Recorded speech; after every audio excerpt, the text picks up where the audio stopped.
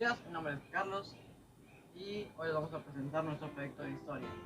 Si tú no conoces a esta persona, a esta persona, a esta persona, a esta persona o a esta persona, estás en el lugar correcto. Si te interesa saber quiénes son estas personas, pues quédate en este video a continuación.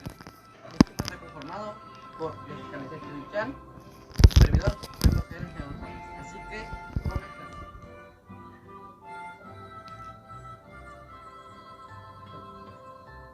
El maderismo fue el primero de los movimientos que conformaron la Revolución Mexicana. Fue dirigido por el empresario y político Francisco I. Madero entre 1909 y 1910. Su objetivo principal era lograr la regeneración democrática de México a través del sufragio efectivo, no reelección de los funcionarios públicos. Estas ideas fueron plasmadas por Madero en su libro, La sucesión presidencial en 1910, que levantó ámpula entre la clase política mexicana e incluso le permitió que se entrevistaran con el presidente Porfirio Díaz. Madero se presentó como candidato presidencial por parte del Partido Nacional Antirreeleccionista en 1910 contra Porfirio Díaz. Aunque poco antes de las elecciones, Porfirio Díaz lo encarceló y las elecciones fueron ganadas automáticamente por el general Díaz. Cuando Francisco I. Madero estuvo encarcelado, creó el Plan de San Luis para el derrocamiento y desconocimiento de Díaz como presidente de México. El manifiesto fue fechado el 5 de octubre en San Luis Potosí y como consecuencia se levantaría la revuelta contra Díaz el 20 de noviembre de 1910, que se extendería a toda nuestra nación y dando comienzo a uno de los acontecimientos más importantes de nuestro país.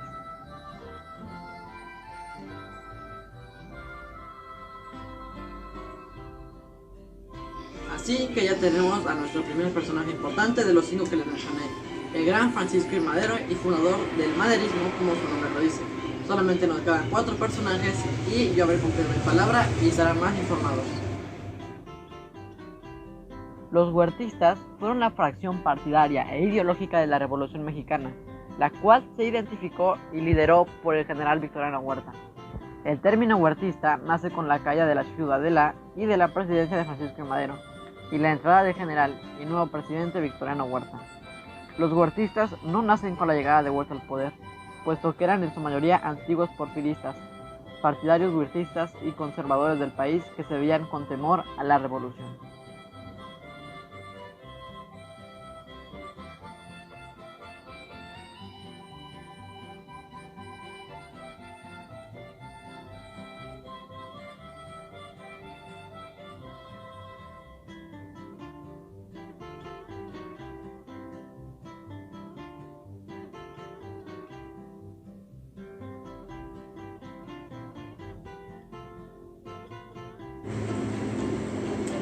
Pues tenemos uno de los otros personajes que les mencioné al principio, el gran Victoriano Huerta.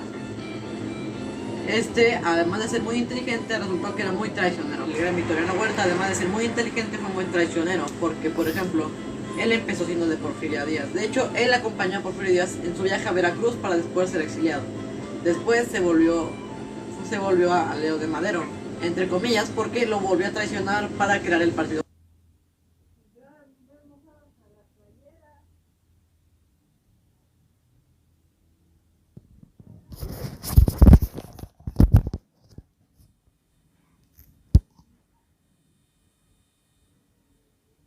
Muchas gracias, Carlos, por esa pequeña aportación, que aunque un poquito pequeña, pues nos dice unos temas muy importantes. Por ejemplo, yo no sabía eso de que pues Victoriano Huerta acompaña a Porfirio Díaz.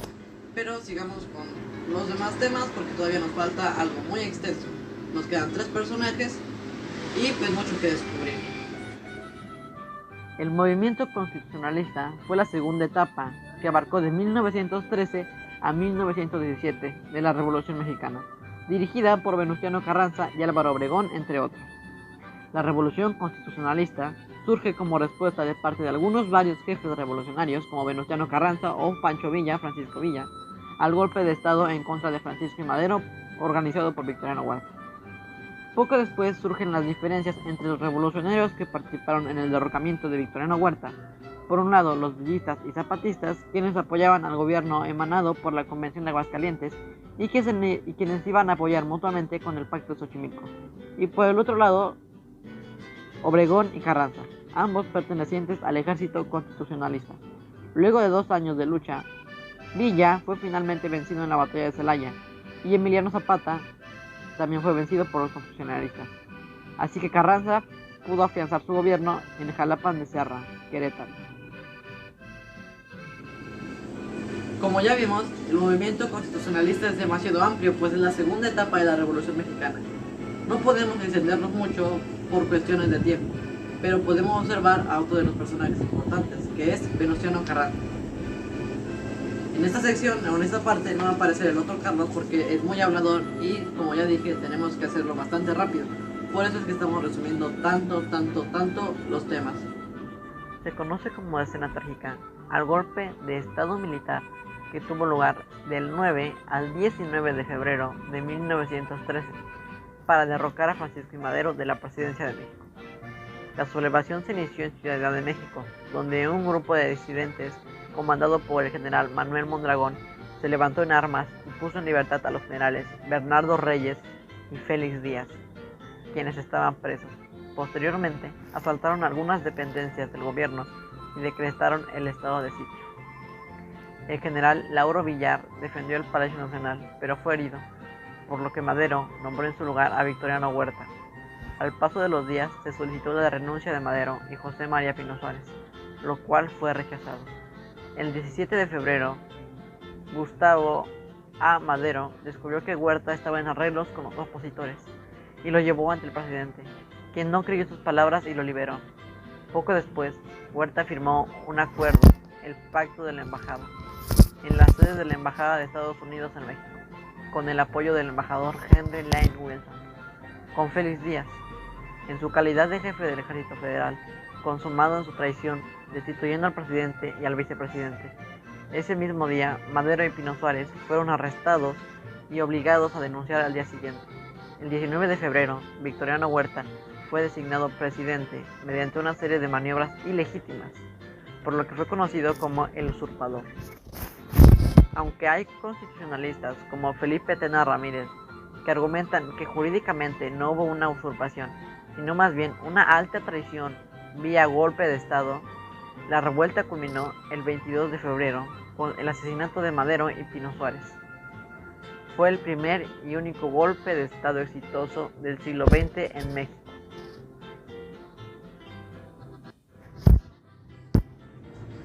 La escena trágica. Ya hemos visto la etapa en la que asesinan a Madero y a Pino Suárez. Aquí no encontramos a ninguno de nuestros personajes, pero tenemos algunos, como por ejemplo Pino Suárez, que es el más importante, el compañero de Francisco I. Madero, y también asesinado junto con él.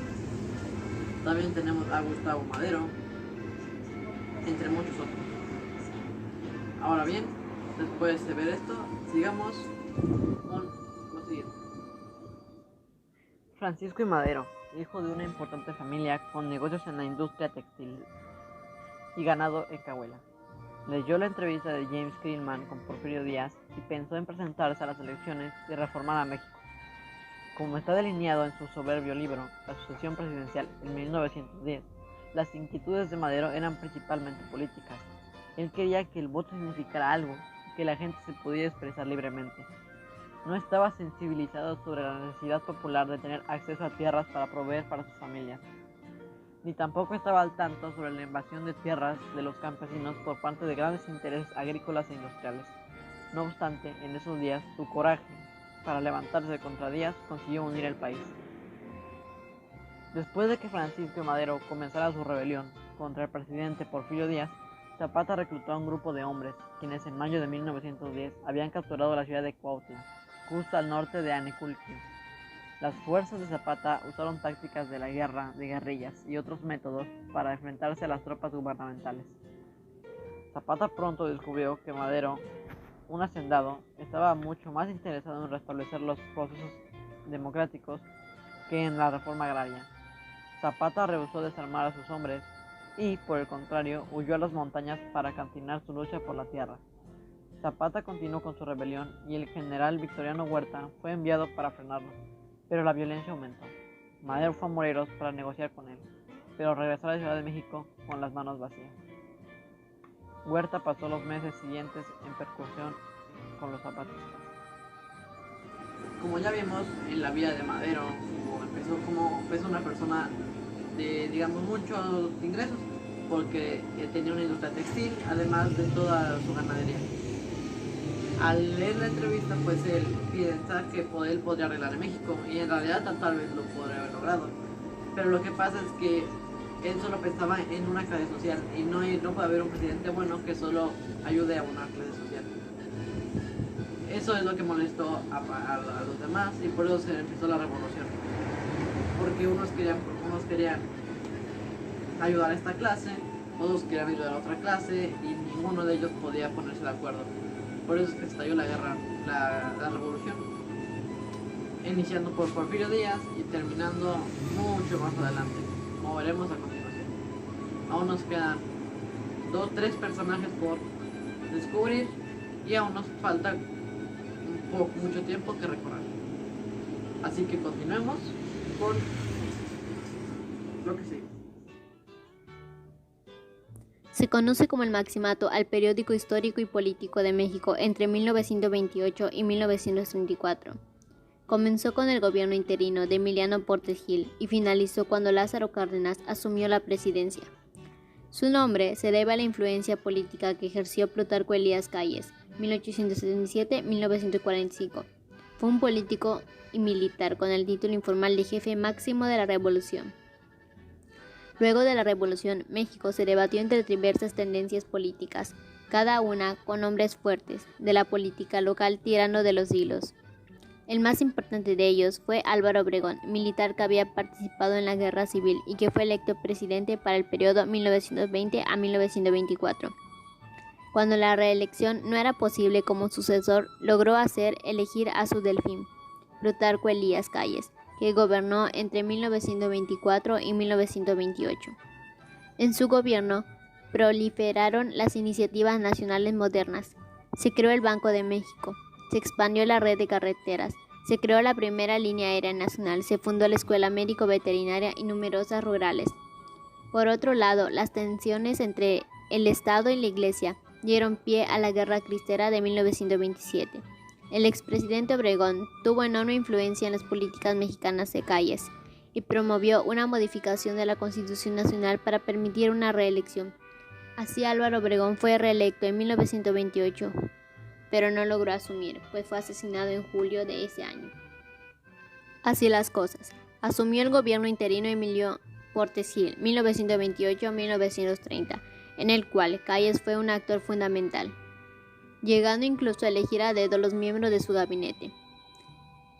Este fue el inicio formal al Maximato, durante el cual gobernaron también Pascual Ortiz Rubio, 1930-1932, quien renunció al cargo, y Abelardo Rodríguez, 1932-1934, como presidente interino, siendo ambos gobiernos sometidos a la voluntad de Calles. El Maximato fue una importante fuerza industrializadora y modernizadora del país. Enfrentó abiertamente los privilegios de la Iglesia Católica y procedió al reparto de las tierras, la reforma agraria y la interconexión de los distintos rincones de México a través de la red vial. A pesar de su tendencia a la centralización del poder en Calles y en el PNR, el Maximato legó a la República nuevas instituciones que pusieron fin al caudillo regional. Dejó como herencia una sociedad más urbana, más laica y más activamente involucrada en la vida política. El Maximato acabó en 1934 con la elección de Lázaro Cárdenas para el cargo de presidente. El nuevo gobierno fue menos manipulable por Calles, quien en ese entonces yacía enfermo de la vesícula y debió ser operado en Estados Unidos. Esta tendencia se formalizó en 1935, cuando Cárdenas solicitó la renuncia de todo el gabinete de filiación callista, en un clima de confrontaciones obreras y división en el Parlamento. Finalmente, Calles fue expulsado del país por Cárdenas en 1934, iniciando un exilio en Estados Unidos que duró hasta 1941, arrebatando el asiento de influencia política en el país. Nació en Guaymas, Sonora, el 25 de septiembre de 1877 y fue secretario de Gobernación durante el gobierno de Álvaro Obregón. Fue presidente de México el 1 de diciembre de 1924 al 30 de diciembre de 1928. Siendo presidente electo, Calles se enfrentó con los problemas del país, resultantes de los anteriores movimientos sociales y políticos. Obligó a la alta oficialidad a revalidar su grado. Además, modernizó y profesionalizó las Fuerzas Armadas. Promovió la legislación agraria de irrigación y de créditos para el campo. Fundó los bancos Ejidal y Agrícola. Reestructuró la escuela de Champingo y la de medicina veterinaria.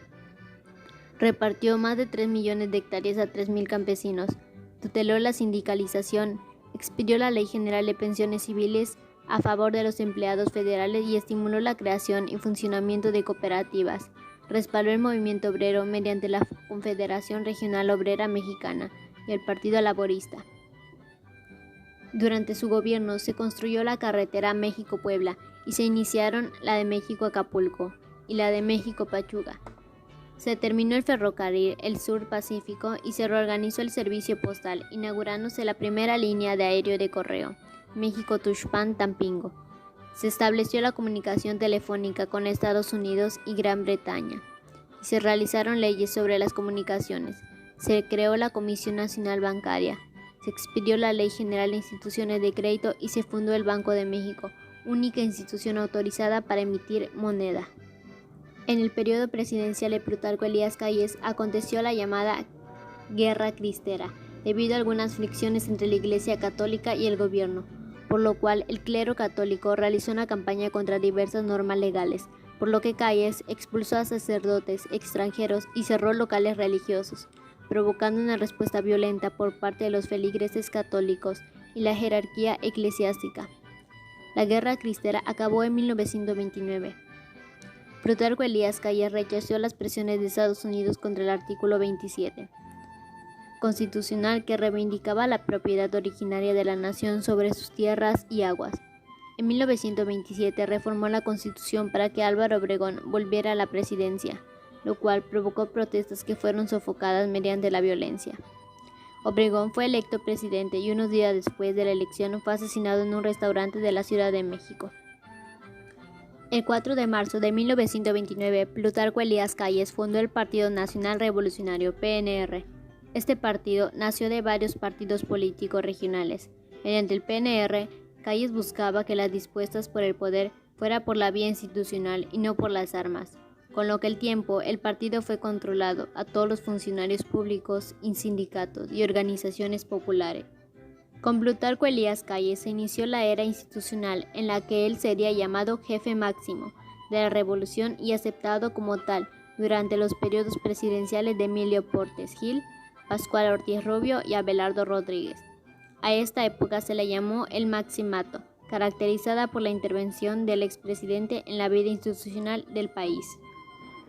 Y por fin, ya solamente nos queda uno porque acabamos de descubrir al siguiente personaje secreto, el cual es Plutarco Elías Calles. Solamente nos falta uno, que es este, el cual lo veremos a continuación. Así que sigamos. Principales acontecimientos del gobierno de Álvaro Obregón. Navojoa, Sonora, 19 de febrero de 1880, Ciudad de México, 17 de julio de 1928. Fue un militar y político mexicano que participó en la Revolución Mexicana y fue presidente de México entre el 1 de diciembre de 1920 y el 30 de noviembre de 1924. En la política, Obregón intentó mantener el control y equilibrio de las fuerzas políticas imperentes en el país, principalmente del ejército. Por ello, concedió la amnistía de Francisco Villa y Saturnino Cedillo, y a cambio de rendirse y colaborar en la estabilidad del país, les otorgó tierras, productos del reparto agrario. Otra de las preocupaciones del gobierno obregoncito fue obtener el reconocimiento de los Estados Unidos. Cuando Obregón fue elegido, las cámaras de comercio de la ciudad de Nogales y Tucson, Arizona, enviaron representantes a la toma de protesta en la Ciudad de México. Como muestra de gratitud, Obregón les regaló un zarape con la imagen de George Washington, bordada en él. Esta relación entre comerciantes de Arizona y Sonora había sido construida años atrás, durante la Revolución por parte del mismo Obregón y Plutarco Elías Calles. Dicha relación bilateral entre México y Estados Unidos era importante, ya que en caso de una nueva revuelta armada en su contra, Obregón debería usar el apoyo de Estados Unidos. que capitalizó a inicios de 1923 con el Contrato de Bucareli. Sin embargo, tuvo que hacer ciertas concesiones de Estados Unidos, sobre todo en materia agraria y del petróleo, ya que la política nacionalista del artículo 23 constitucional afectaba los intereses de las compañías extranjeras en México. Adolfo de la Huerta, convencido por algunos de sus partidarios, lanzó una candidatura a la presidencia de la República para el periodo 1924-1928, contando con el apoyo del Partido Liberal, pero Obregón apoyaba a Calles, lo que provocó la rebelión denominada de la Huertista, que dio inicio a fines de 1923. Todos los personajes en el escenario político que podían dar batalla a Obregón habían muerto, como Lucio Blanco y Villa, el primero en 1922 y Villa en 1923, asesinado en Parral, Chihuahua. Los de la Huertistas fueron derrotadas y su líder salió expatriado de Panamá en 1924, mismo año en que Calles fue elegido presidente. Álvaro Obregón, retirado de la vida política, en la cual seguía teniendo un gran peso, decide lanzar su candidatura a la reelección. Calles había intentado desmembrar el ejército y a las organizaciones campesinas, con lo que la figura de Obregón cobró aún más fuerza. Morones nuevamente le ofreció la postulación presidencial, la que Obregón aceptó. Sin embargo, poco antes de llegar a México fue objeto de un intento de asesinato por un grupo de indígenas yaqui. La Constitución mexicana sufrió una reforma para permitir la reelección en enero de 1927, con lo que Obregón ganaba partido para su candidatura, principalmente en el terreno de los agraristas. Por fin tenemos a nuestro último personaje, el cual es Álvaro Obregón. Era lo único que nos faltaba, así que ya hemos completado los 5 que les he dicho. Este y estos dos. Ya hemos completado todo, así que vamos a pasar a la conclusión y ver cómo terminó la revolución, pues ya que estamos, ¿no? Así que los dejo, esta va a ser nuestra participación aquí. Los voy a dejar con el otro Carlos, que les va a explicar el término de la revolución y cómo surgió la Constitución. Tras la llegada de Porfirio Díaz al poder y su permanencia en la presidencia por más de 30 años, se desató un levantamiento social que oponía a su dictadura y que dio a luz a la revolución. Con la promulgación del Plan de San Luis, despertó el movimiento armado que buscaba derrocar su mandato y que explotó el 20 de noviembre de 1910. Ante el estallido social y la inminente derrota, en mayo de 1911, el presidente Díaz presentó su renuncia y se exilió en Francia. En ese mismo año, en octubre, se realizaron las elecciones y resultó vencedor Francisco I. Madero. Fue traicionado mediante un golpe de estado orquestado por el general Victoriano Huerta y asesinado junto al vicepresidente José María Pino Suárez en febrero de 1913. Venustiano Carranza desconoció la presidencia del llamado usurpador y lo derrocó con el ejército constitucionalista, un movimiento armado de la revolución. Al convertirse en titular del Poder Ejecutivo, convocó a la creación del Congreso Constituyente de Querétaro para reformar la Constitución de 1857.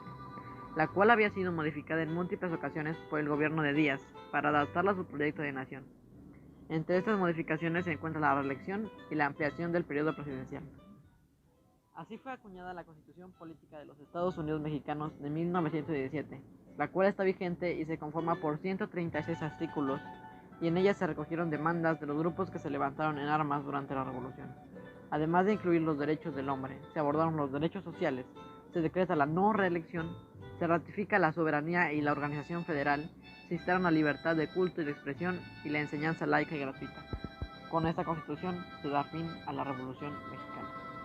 Las organizaciones políticas, sociales y las leyes que hoy conocemos fueron productos de muchos años del pasado de historia. Con ello, el surgimiento de nuevos gobernantes y nuevos partidos políticos. Es una invitación a usted como espectador que se anima a conocer más sobre la historia de México, cómo se organizaron los partidos y cómo es que llevaron la política. Nosotros como estudiantes nos llevamos una gran lección del bloque 1, que la política no siempre fue buena como ahora. Llegó a haber muertes y muchos disgustos por parte de los gobernantes. Hubieron tratados muy importantes que contribuyeron a lo que hoy es el presente. Eso sería todo por nuestra parte y que tengan un lindo día.